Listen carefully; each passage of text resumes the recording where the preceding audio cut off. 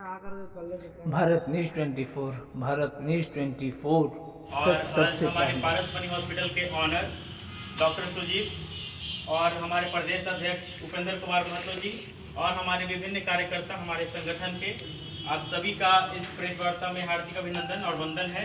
और इस प्रेस वार्ता का स्टार्ट हमारे मुख्य गार्जियन डॉक्टर संजीत सर, उनका अभिनंदन करने के लिए मैं श्रीकांत पटेल जी का आमंत्रण करता हूं।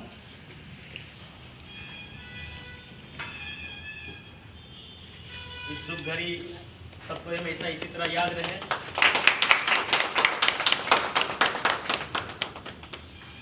अब इसी के साथ हम लोग प्रेस वार्ता का शुभारंभ करते हैं।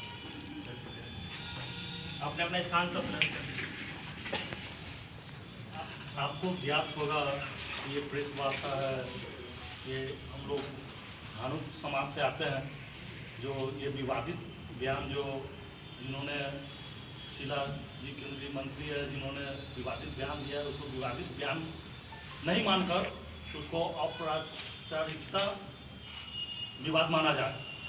यहाँ जिस तरह से उन्होंने बयान दिया है वो सामाजिक दायरा में ही उन्होंने अपनी बातों को रखा है, लेकिन उनको तोड़ मरोड़ करके उनकी वास्तु जितनी भी बातें उन्होंने बताई उस बात विचार को तोड़ मरोड़ करके उस सामने पेश किया गया है कि जो ये बलगलाने का काम है, जो धानुक समाज को लोग नहीं सोचते कि ऊपर हट के नीचे से वो लोग ऊपर उठे, इसलिए इस जाति को नीचा दिखाने के ख्याल से इन्होंने मतलब उस तरह के वैसा कार्य किए हैं। तो मैं यही चाहूँगा कि जो विवादित बयान जो उनको बोला गया है कि विवादित बयान दिए हैं, वो विवादित बयान नहीं मान करके वो सामाजिक दायरा का उनको माना जाए। कौन बयान दिए, कौन बोले हैं कि विवादित बयान दिए? कि जिन्होंने ये वीर कुंवर सिंह के बारे में जिन्होंने विवादित बयान दिया था, उनके उपलक्ष्य में बोले कि शीला जी इस प्रकार इन्होंने विवादित बयान दिया है। तो उन लोगों को मालूम नहीं है कि हमारे रामफल मंडल जी हैं, वो भी सामाजिक धानुक जाति से आते हैं। उन्होंने भी बहुत सारे चीज़ को त्याग किया है, बहुत अपने बलबूते धानुक समाज में अपना इज्जत प्रतिष्ठा को बनाया है। लेकिन आज जाति को लोग ये नहीं सोच रहे कि धानुक समाज ने क्या किया है। लेकिन आज अगर ये शीला मंडल जी जिन्होंने ये बोले हैं कि इस तरह से, तो एक ये मैं नहीं मानता हूँ कि इस तरह के कोई विवादित बयान इन्होंने किया।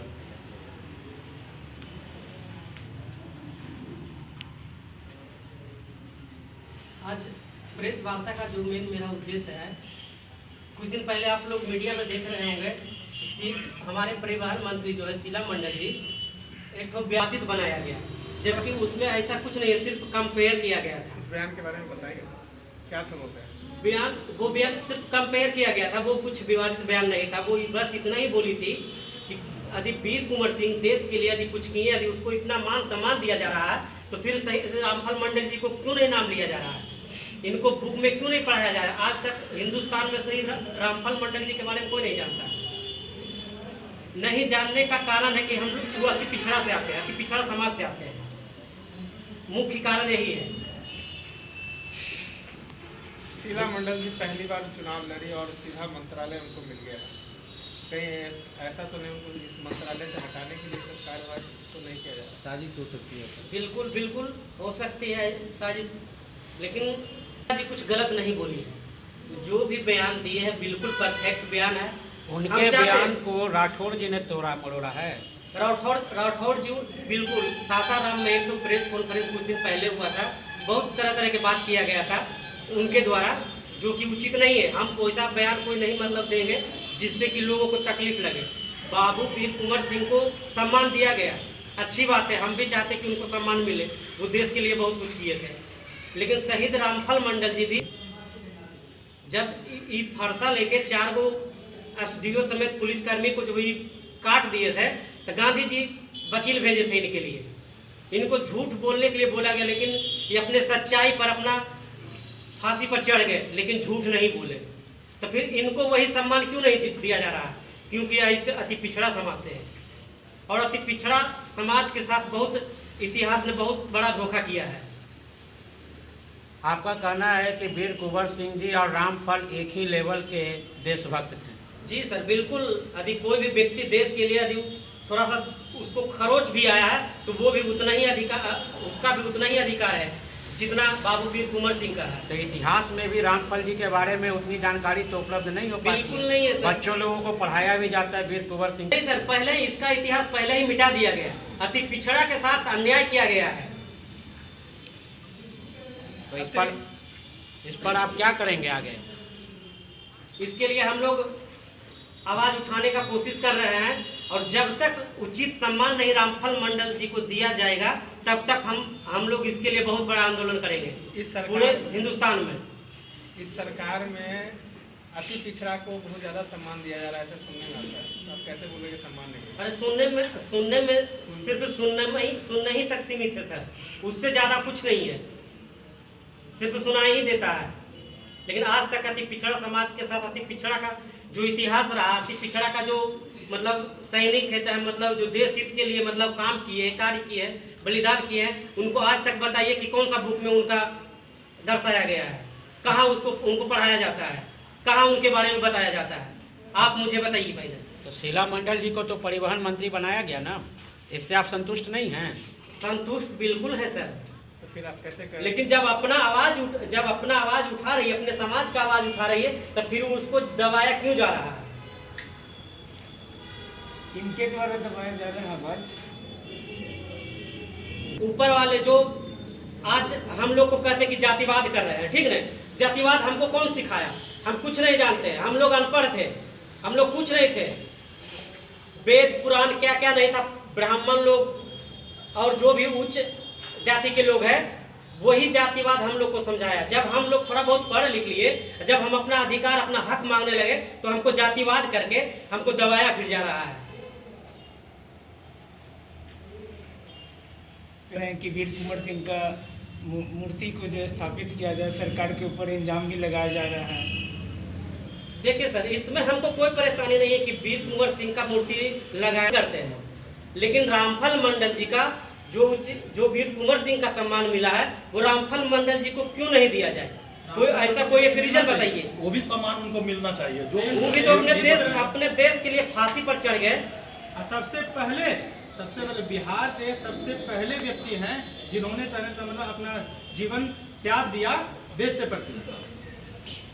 तो अगला मुद्दा सर आप लोग का क्या रहेगा? मान लीजिए कि ये कब तक आप लोग लड़ेंगे? मेरा हमेशा मुद्दा रहा सामाजिक उत्थान के। हमारे जो पूर्वज हैं, हमारे जो जिनको मतलब भुला दिया गया, इतिहास में मेरा कहीं पर कोई नाम नहीं है, उस चीज़ को हमको वापस हासिल करना, अपने अधिकार अपने हक के लिए लड़ना है। इसके लिए हमको कुछ भी करना पड़े उसके लिए हम लोग तैयार हैं। अब हम लोग दबने वाले नहीं हैं। आप चाहते हैं कि आपकी एक इंडिविजुअल आइडेंटिटी, एक पहचान बने समाज में? बिल्कुल सर, स्थापित हो। हर एक समाज चाहता है सर, हर एक समाज चाहता सर, चाहे कोई भी जाति हो। दुनिया में जितने भी, भारत में जितने भी जातियां, सब अपने आप में सर्वश्रेष्ठ है, सब अपने लिए लड़ रहा है, तो फिर हम अपने लिए क्यों नहीं लड़े? और जैसे मेरा अधिकार है, हम लड़ेंगे इसके लिए। जब तक नहीं हमको उचित सम्मान दिया जाएगा, जितना मेरा जनसंख्या है उतना हमको हिस्सेदारी नहीं दिया जाएगा, तब तक हम लड़ेंगे। आपकी लड़ाई की प्रारूप क्या होगी? क्या आप विद्रोह का तरीका क्या होगा आपका? विद्रोह का तरीका सर, हम शांतिपूर्ण, हम चाहते हैं सरकार से, चाहे किसी का भी सरकार रहे, हम चाहते हैं कि जितना मेरी जनसंख्या है उसी के अकॉर्डिंग हमको भागीदारी मिले, हिस्सेदारी मिले, चाहे वो सामाजिक हो, चाहे वो राजनीतिक हो, चाहे शैक्षणिक हो, चाहे कुछ भी रहे, हमको हिस्सेदारी चाहिए। और एज ए यूथ हमारे शहीद रामफल मंडल जी यूथ हैं, तो हमारे युवाओं के लिए भी एक बहुत अच्छा संदेश है। जब 1942 में कांग्रेस अधिवेशन के अंतर्गत जब महात्मा गांधी जी ने नारा दिया, करो या मरो, सुभाष चंद्र बोस जी ने भी नारा दिया, तुम मुझे खून दो मैं तुम्हें आज़ादी दूंगा। आप सोच सकते हैं कि उस दौरान, उस सिचुएशन में शहीद रामफल मंडल जी ने एक समाज के प्रति इतना अच्छा सोच, इतना अच्छा सजग प्रकट किया कि अपने संपूर्ण, वहाँ पे जातिवादी नहीं थी, वहाँ पे बस एक भावना था, हमें आज़ादी चाहिए, संपूर्ण भारत की आज़ादी। वहाँ पे उन्हें कंटिन्यू मैसेज दिया और जो भी उस समय जो दुरात्मा थे उनके उन्होंने डटकर सफाया किया। और युवाओं के लिए एक संदेश है, संघर्षों के साये में इतिहास हमारा फलता है और जिस ओर जवानी चलती है उस ओर जमाना चलता है। तो उन्होंने उस समय भी जमाने को दिखाया। और मैं यहाँ पे उपस्थित और जो मीडिया के माध्यम से सुन रहे युवाओं, मैं सभी से अपील करता हूँ कि आप युवा इस देश के कर्मधार हैं, युवा is the backbone of the country for the society. आप लोग एकजुट रहिए और जातिवादी को बिल्कुल मत समझिए। आप लड़िए अपने नेशन के डेवलपमेंट के लिए, एजुकेशन के लिए लड़िए, अपनी अधिकार के लिए लड़िए। ये होना चाहिए सोसाइटी में। ये छोटी मोटी दलीलें, ये फालतू का ये जो अपना ये सब पॉलिटिक्स मुद्दा है, इससे आपको कभी फायदा नहीं होने वाला है। यूथ का मेन मोटिव यही होना चाहिए कि आप अपने समाज में, अपने देश में एक कैसे अग्रसर होकर आगे बढ़ें, यूनाइट होकर आगे बढ़ें। सर, आप अभी बात किए कि आप यूथ को बोल रहे हैं जातिवाद पे मत चलो, मैं उनका समर्थन करता हूँ। उन्होंने कोई भी गलत बयान नहीं दिया है, उन्होंने सही बयान दिया है, ठीक है। और उन्होंने जो बताया है वो बिल्कुल सही है, ठीक है। और हर कदम पर, हर समय उनके मैं साथ रहूंगा। और जो उनके साथ कुछ भी होता है तो पूरा हमारा समाज और पिछड़ा समाज उनके साथ खड़ा रहे, समझे। और उनके लिए कुछ भी करना हो रहा, प्रोटेस्ट करना हो रहा तो प्रोटेस्ट भी करेंगे, समझे। शांतिपूर्ण तरीके से करेंगे, शांतिपूर्ण तरीके से नहीं सुनेंगे तो फिर आगे जो कार्रवाई करना होगा हम सब करेंगे। उन्होंने कोई विवादित बयान नहीं दिया है, उन्होंने बस शहीद रामफल मंडल के जीवनी पर प्रकाश डाला है। जी जी बस। आप अपना परिचय दे दीजिए सर। मेरा नाम उपेंद्र कुमार महतो हुआ। हम अखिल भारतीय धानुक एकता महासंघ युवा मोर्चा का प्रदेश अध्यक्ष हूँ। मेरा नाम संजीव कुमार पटेल हुआ और मैं पारस मनी हॉस्पिटल की कॉन्फ्रेंस जो हो रही है यहाँ के मैं चेयरमैन हुआ। मेरा नाम जितेंद्र धानुक हुआ, मैं अखिल भारतीय धानुक उत्थान महासंघ का प्रदेश अध्यक्ष हूँ। मेरा नाम मुकुल मंडल हुआ, मैं अखिल भारतीय धानुक एकता महासंघ का प्रदेश प्रवक्ता हूँ।